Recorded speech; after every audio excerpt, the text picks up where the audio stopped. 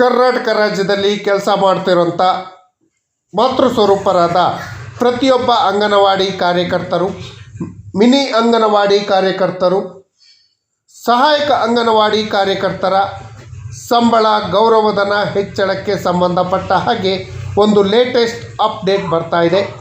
ಅದ್ರ ಜೊತೆಯಲ್ಲಿ ಅಂಗನವಾಡಿ ಕಾರ್ಯಕರ್ತರಿಗೆ ಸಿಗಬೇಕಾಗಿರುವಂಥ ಎಲ್ಲ ಸೌಲಭ್ಯಗಳನ್ನು ಕೊಡೋ ಬಗ್ಗೆ ಕೂಡ ಒಂದು ಲೇಟೆಸ್ಟ್ ಅಪ್ಡೇಟ್ ಬರ್ತಾ ಇದೆ. ಅದೇ ರೀತಿ ಅಂಗನವಾಡಿ ಕಾರ್ಯಕರ್ತರ ವೈದ್ಯಕೀಯ ಸೌಲಭ್ಯಗಳು, ರಜೆ, ಇತರೆ ಸೌಲಭ್ಯಗಳ ಬಗ್ಗೆ, ಸರ್ಕಾರಿ ನೌಕರರಾಗುವ ಬಗ್ಗೆ ಕೂಡ ಒಂದು ಲೇಟೆಸ್ಟ್ ಅಪ್ಡೇಟ್ ಇದೆ. ಈ ಅಪ್ಡೇಟ್ಗಳನ್ನು ತಮ್ಮ ಮುಂದೆ ಶೇರ್ ಮಾಡೋದಕ್ಕಿಂತ ಮುಂಚಿತವಾಗಿ ಯಾರೆಲ್ಲ ಈ ಚಾನಲ್ಗೆ ಸಬ್ಸ್ಕ್ರೈಬ್ ಆಗಿಲ್ಲ, ದಯವಿಟ್ಟು ಕೆಳಗಡೆ ಕಾಣ್ತಾ ಇರೋಂಥ ಸಬ್ಸ್ಕ್ರೈಬ್ ಬಟನನ್ನು ಒತ್ತಿ ಬೆಲ್ ಐಕನನ್ನು ಕ್ಲಿಕ್ ಮಾಡಿ ಆಲ್ ಅಂತ ಮಾಡಿ. ನೀವು ಫೇಸ್ ಮಾಡ್ತಾ ಇರೋಂಥ ಎಲ್ಲ ಪ್ರಾಬ್ಲಮ್ಗಳನ್ನು ಲೀಗಲ್ ಆಗಿ ಸಾಲ್ವ್ ಮಾಡ್ಕೊಳ್ಳೋಕ್ಕಿರೋಂಥ ಉತ್ತಮ ವೇದಿಕೆ ಸರ್ಕಾರಿ ನೌಕರ ಮಿತ್ರ ಯೂಟ್ಯೂಬ್ ಚಾನಲ್. ಸ್ನೇಹಿತರೆ, ಹಲವಾರು ದಶಕಗಳಿಂದ ಅಂಗನವಾಡಿ ಕಾರ್ಯಕರ್ತರು ತಮ್ಮನ್ನು ಕನ್ಫರ್ಮ್ ಮಾಡಬೇಕು, ಸರ್ಕಾರಿ ನೌಕರರಾಗಿ ಘೋಷಣೆ ಮಾಡಬೇಕು, ಸಂಬಳ ಹೆಚ್ಚಳಕ್ಕೆ ಸಂಬಂಧಪಟ್ಟ ಹಾಗೆ ಬೇಡಿಕೆಗಳನ್ನು ಇಡ್ತಾ ಇದ್ದಾರೆ. ಅದ್ರ ಬಗ್ಗೆ ಒಂದು ಲೇಟೆಸ್ಟ್ ಅಪ್ಡೇಟ್ ಇಲ್ಲಿದೆ. ಪ್ರತಿಯೊಬ್ಬ ಅಂಗನವಾಡಿ ಕಾರ್ಯಕರ್ತರ ಗೌರವಧನ ಸ್ಯಾಲರಿ ಹೆಚ್ಚಳ ಮಾಡಬೇಕು ಅಂತ ಹೇಳಿ ಕರ್ನಾಟಕದ ಚಿಕ್ಕಬಳ್ಳಾಪುರದ ಸಂಸದರಾದ ಸುಧಾಕರ್ ಅವರು ಒತ್ತಾಯ ಮಾಡಿದ್ದಾರೆ. ಈ ಬಗ್ಗೆ ಕನ್ನಡದ ಪ್ರತಿಷ್ಠಿತ ಪತ್ರಿಕೆ ಪ್ರಜಾವಾಣಿಯಲ್ಲಿ ಒಂದು ವರದಿ ಬಂದಿದೆ. ಈ ವರದಿಯ ಬಗ್ಗೆ ಈ ದಿನ ಚರ್ಚೆ ಮಾಡೋಣ. ಅಂಗನವಾಡಿ ಕಾರ್ಯಕರ್ತರಿಗೆ ಯಾವ ರೀತಿಯಲ್ಲಿ ಸಂಬಳ ಹೆಚ್ಚಳ ಆಗತ್ತೆ ಅನ್ನೋದ್ರ ಬಗ್ಗೆ ವಿವರವಾದ ಮಾಹಿತಿಯನ್ನು ತಿಳ್ಕೊಳ್ಳೋಣ. ಸ್ನೇಹಿತರೆ, ಅಂಗನವಾಡಿ ಕಾರ್ಯಕರ್ತರು, ಬಿಸಿಯೂಟದ ಕಾರ್ಯಕರ್ತರ ಸಿಬ್ಬಂದಿಗಳ ಗೌರವಧನ ಹೆಚ್ಚಳ ಹಾಗೂ ಸಾಮಾಜಿಕ ಭದ್ರತೆ ಬಗ್ಗೆ ನಮ್ಮ ಕರ್ನಾಟಕದ ಚಿಕ್ಕಬಳ್ಳಾಪುರದ ಸಂಸದರಾದ ಡಾಕ್ಟರ್ ಕೆ ಸುಧಾಕರ್ ಅವರು ಕೇಂದ್ರ ಸರ್ಕಾರದ ಗಮನ ಸೆಳೆಯುವಂಥ ಕೆಲಸಕ್ಕೆ ಕೈ ಹಾಕಿದರೆ ಇದು ಸ್ವಾಗತಾರ್ಹ. ಯಾರಿಂದಲಾದರೂ ಚಿಂತೆ ಇಲ್ಲ, ಅಂಗನವಾಡಿ ಕಾರ್ಯಕರ್ತರ ಸಮಸ್ಯೆಗಳ ಬಗೆಹರಿಬೇಕು, ಅವರ ಸಂಬಳ ಹೆಚ್ಚಳ ಆಗಬೇಕು, ಅವ್ರಿಗೆ ಸಿಗಬೇಕಾದಂಥ ಸೌಲಭ್ಯಗಳು ಸಿಗಬೇಕು. ಇದಕ್ಕೋಸ್ಕರ ಡಾಕ್ಟರ್ ಸುಧಾಕರ್ ಅವರಿಗೆ ಸಮಸ್ತ ಅಂಗನವಾಡಿ ಕಾರ್ಯಕರ್ತರ ಪರವಾಗಿ ಅಭಿನಂದನೆಯನ್ನು ಸಲ್ಲಿಸ್ತೀವಿ ಹಾಗೂ ಬೆಂಬಲವನ್ನು ಸೂಚಿಸ್ತೀವಿ. ಸ್ನೇಹಿತರೆ,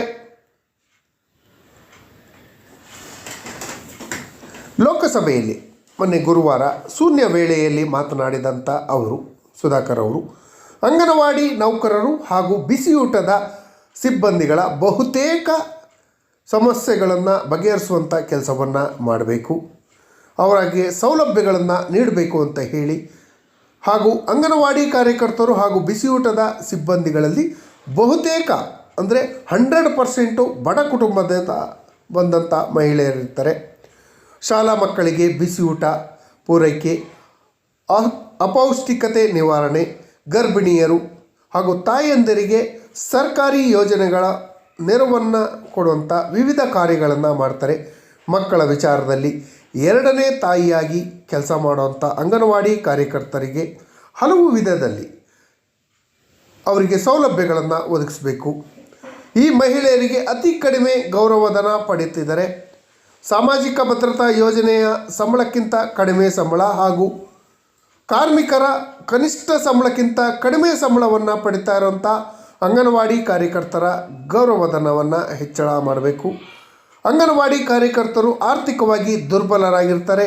ಸೌಲಭ್ಯಕ್ಕಾಗಿ ಹೋರಾಟ ಮಾಡುತ್ತಿರುವಂಥ ಅಂಗನವಾಡಿ ಕಾರ್ಯಕರ್ತರ ಅಹವಾಲುಗಳನ್ನು ಕೇಂದ್ರ ಸರ್ಕಾರ ಆಲಿಸಬೇಕು ಅಂತ ಹೇಳಿ ನರೇಂದ್ರ ಮೋದಿ ನೇತೃತ್ವದ ಕೇಂದ್ರ ಸರ್ಕಾರದಲ್ಲಿ ಮನವಿಯನ್ನು ಮಾಡಿಕೊಂಡಿದ್ದಾರೆ.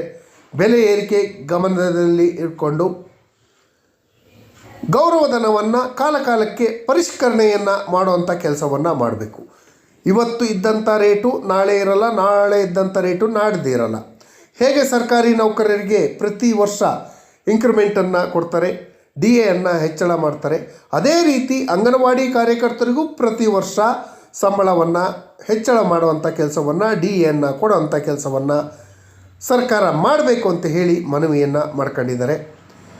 ಅಂಗನವಾಡಿ ಕಾರ್ಯಕರ್ತರಿಗೆ ಪೆನ್ಷನ್, ವಿಮೆ ಸೇರಿದಂತೆ ಸಾಮಾಜಿಕ ಭದ್ರತೆಯನ್ನು ಕಲ್ಪಿಸುವಂಥ ಕೆಲಸವನ್ನು ಕೇಂದ್ರ ಸರ್ಕಾರ ಮಾಡಬೇಕು. ಅಂಗನವಾಡಿ ಕಾರ್ಯಕರ್ತರ ಕೆಲಸವನ್ನು ಅಗತ್ಯ ಸೇವೆಗಳು ಅಂತ ಅಧಿಕೃತವಾಗಿ ಗುರುತಿಸಬೇಕು. ಅಗತ್ಯ ಸೇವೆಗಳು ಯಾವ್ಯಾವ ಇದ್ದಾವೆ ಅಂತ ತಮಗೆಲ್ಲರಿಗೂ ಗೊತ್ತಿರ್ಬೋದು. ಪೊಲೀಸ್ ಇರ್ಬೋದು, ಫೈರ್ ಇರ್ಬೋದು, ಹೆಲ್ತ್ ಡಿಪಾರ್ಟ್ಮೆಂಟ್ ಇರ್ಬೋದು, ಇನ್ನೂ ಕೆಲವೊಂದು ಇಲಾಖೆಗಳು ಅಗತ್ಯ ಸೇವೆಗಳ ಇಲಾಖೆ. ಇವಿಲ್ಲ ಅಂದರೆ ನಡೆಯೋದೇ ಇಲ್ಲ. ಅಗತ್ಯ ಸೇವೆಗಳಲ್ಲಿ ಅಂಗನವಾಡಿ ಕಾರ್ಯಕರ್ತರನ್ನು ಗುರುತಿಸಿದಾಗ ಮಾತ್ರ ಅಂಗನವಾಡಿ ಕಾರ್ಯಕರ್ತರ ಸಂಬಳ ಹಾಗೂ ಸೌಲಭ್ಯಗಳು ಹೆಚ್ಚಳ ಆಗೋಕ್ಕೆ ಅವಕಾಶಗಳು ಇರುತ್ತೆ.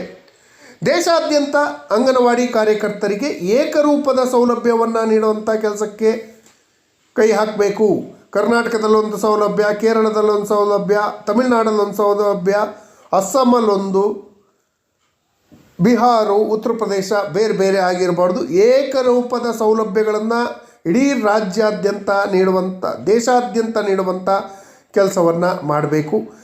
ಈ ಬಗ್ಗೆ ರಾಜ್ಯ ಸರ್ಕಾರಗಳೊಂದಿಗೆ ಚರ್ಚಿಸಿ ಏಕರೂಪದ ನೀತಿಯನ್ನು ಪ್ರಕಟ ಮಾಡಿ ಒಂದೇ ರೀತಿ ಸಂಬಳ, ಒಂದೇ ರೀತಿ ಸೌಲಭ್ಯವನ್ನು ಕೊಡುವಂಥ ಕೆಲಸಕ್ಕೆ ರಾಜ್ಯ ಸರ್ಕಾರ ಹಾಗೂ ಕೇಂದ್ರ ಸರ್ಕಾರಗಳು ಮಾಡಬೇಕು ಅಂತ ಹೇಳಿ ಇದೇ ಸಮಯದಲ್ಲಿ ಒತ್ತಾಯ ಮಾಡಿದ್ದಾರೆ. ದೇಶದಲ್ಲಿ ಅಪೌಷ್ಟಿಕತೆ ನಿವಾರಣೆ ಕಾರ್ಯಕ್ರಮಕ್ಕಾಗಿ ಮತ್ತು ಸಾರ್ವಜನಿಕ ಆರೋಗ್ಯ ವ್ಯವಸ್ಥೆಯನ್ನು ಬಲಪಡಿಸಲು ಅಂಗನವಾಡಿ ಕಾರ್ಯಕರ್ತರಿಗೆ, ಬಿಸಿಯೂಟದ ಸಿಬ್ಬಂದಿಗಳಿಗೆ ಸೂಕ್ತ ಗೌರವವನ್ನು ಕೊಡಬೇಕು. ಅವಶ್ಯಕ. ನಮ್ಮ ಮಕ್ಕಳು ಹಾಗೂ ತಾಯಂದಿರ ಆರೋಗ್ಯವನ್ನು ಕಾಪಾಡುವಂಥ ಪುಣ್ಯದ ಕೆಲಸವನ್ನು ಮಾಡುವಂತಹ ಅಂಗನವಾಡಿ ಕಾರ್ಯಕರ್ತರ ಹಾಗೂ ಸಿಬ್ಬಂದಿಯವರಿಗೆ ಭದ್ರತೆ, ಘನತೆ, ಗೌರವದಿಂದ ಇರುವಂತೆ ನೋಡ್ಕೊಬೇಕು. ಅವರಿಗೆ ಗೌರವ ಕೊಡೋದು ಅಗತ್ಯ ಇದೆ ಅಂತ ಹೇಳಿ ಲೋಕಸಭೆಯಲ್ಲಿ ಶೂನ್ಯ ವೇಳೆಯಲ್ಲಿ ನಮ್ಮ ಚಿಕ್ಕಬಳ್ಳಾಪುರದ ಹೆಮ್ಮೆಯ ಲೋಕಸಭಾ ಸದಸ್ಯರಾದ ಡಾಕ್ಟರ್ ಸುಧಾಕರ್ ಅವರು ಒತ್ತಾಯವನ್ನು ಮಾಡಿದರೆ ಕೇಂದ್ರ ಸರ್ಕಾರ, ರಾಜ್ಯ ಸರ್ಕಾರಗಳು ಈ ಬಗ್ಗೆ ಗಮನವನ್ನು ಹರಿಸಿ ಅಂಗನವಾಡಿ ಕಾರ್ಯಕರ್ತರನ್ನು ಸರ್ಕಾರಿ ನೌಕರರು ಅಂತ ಘೋಷಣೆ ಮಾಡಿ ಅವರನ್ನು ಅಗತ್ಯ ಸೇವೆಗಳ ಕಾಯ್ದೆ ಅಡಿಯಲ್ಲಿ ಸೇರಿಸಿ ಅವ್ರಿಗೆ ಸಿಗಬೇಕಾದಂಥ ಎಲ್ಲ ಸೌಲಭ್ಯವನ್ನು ಕೊಡುವಂಥ ಕೆಲಸಕ್ಕೆ ರಾಜ್ಯ ಸರ್ಕಾರ ಹಾಗೂ ಕೇಂದ್ರ ಸರ್ಕಾರ ಕೈ ಹಾಕಬೇಕು. ಅಂಗನವಾಡಿ ಕಾರ್ಯಕರ್ತರ ಪಿಂಚಣಿ ಸೌಲಭ್ಯವನ್ನು ಕೂಡ ಕೊಡಬೇಕು. 2011ರಿಂದ ರಿಟೈರ್ಡ್ ಆದಂಥ ಪ್ರತಿಯೊಬ್ಬ ನಿವೃತ್ತ ಅಂಗನವಾಡಿ ಕಾರ್ಯಕರ್ತರಿಗೂ ಕೂಡ ಪಿಂಚಣಿ ಸೌಲಭ್ಯವನ್ನು ಕೊಡಬೇಕು. ಬೇಸಿಗೆ ರಜೆಯನ್ನು 1.5 ತಿಂಗಳಿಗೆ ಹೆಚ್ಚಳ ಮಾಡಬೇಕು. ನಗದು ರಹಿತ ಆರೋಗ್ಯ ಸಂಜೀವಿನಿ ಯೋಜನೆ, ಕ್ಯಾಶ್ಲೆಸ್ ಟ್ರೀಟ್ಮೆಂಟನ್ನು ಅಂಗನವಾಡಿ ಕಾರ್ಯಕರ್ತರಿಗೂ ವಿಸ್ತರಿಸುವಂಥ ಕೆಲಸಕ್ಕೆ ಕೈ ಹಾಕಬೇಕು. ಅಂಗನವಾಡಿ ಕಾರ್ಯಕರ್ತರಿಗೆ ಪ್ರಮೋಷನ್, ಕಾಲಕಾಲಕ್ಕೆ ಪ್ರಮೋಷನನ್ನು ಕೊಡಬೇಕು. ಅವರ ನಿವೃತ್ತಿ ವಯಸ್ಸನ್ನು ಹೆಚ್ಚಳ ಮಾಡಿ ಅಂಗನವಾಡಿ ಕೇಂದ್ರಗಳನ್ನು ಪೂರ್ವ ಪ್ರಾಥಮಿಕ ಶಾಲೆ ಮಾಂಟೆಸರಿಗಳಾಗಿ ಮಾಡಬೇಕು ಅಂತ ಹೇಳಿ ಸರ್ಕಾರದಲ್ಲಿ ಮನವಿ ಮಾಡ್ಕೊಂತ ಈ ಮಾಹಿತಿ ನೋಡಿದ್ದಕ್ಕೆ ಧನ್ಯವಾದಗಳು. ಜೈ ಹಿಂದ್, ಜೈ ಕರ್ನಾಟಕ ಮಾತೆ.